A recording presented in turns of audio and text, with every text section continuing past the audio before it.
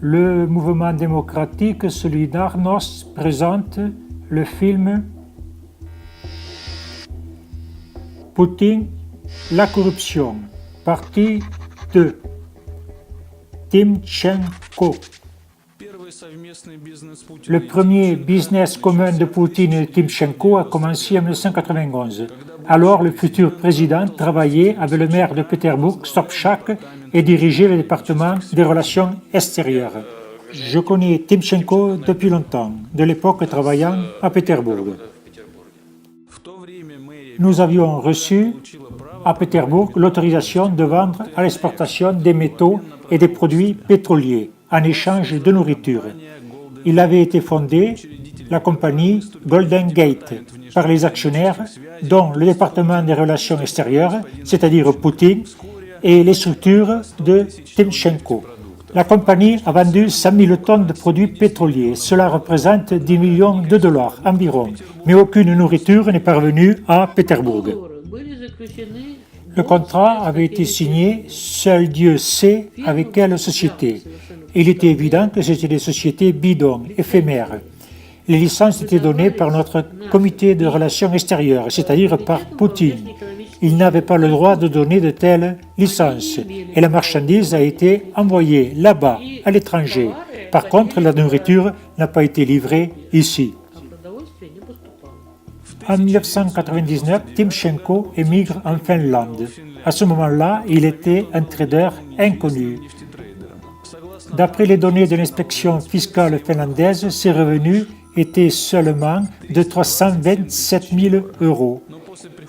Mais après l'arrivée de Poutine au pouvoir, les affaires Timchenko prospèrent. En 2000, il déclare 1,5 million d'euros et en 2001, 5 millions d'euros. En 2008, il apparaît dans la liste des milliardaires du journal Forbes. Sa fortune est de 2,5 milliards de dollars. En 2011, il occupe la 17e place dans la liste des milliardaires russes du journal Finance. Sa fortune, 8,4 milliards de dollars.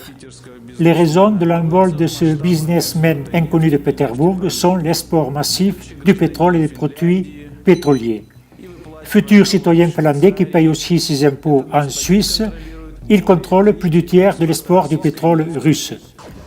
Poutine agit selon un principe simple, pour les amis, tout, pour les autres, pas de cadeau. Son entourage devient milliardaire. Il envoie Timchenko en Finlande contrôler l'export du pétrole russe.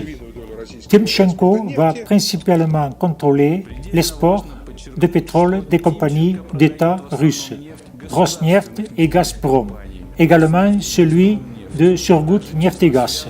À partir de 2007, la société de Timchenko contrôle l'export de 70 à 90 millions de tonnes de pétrole, procurant un bénéfice de 80 milliards de dollars par an.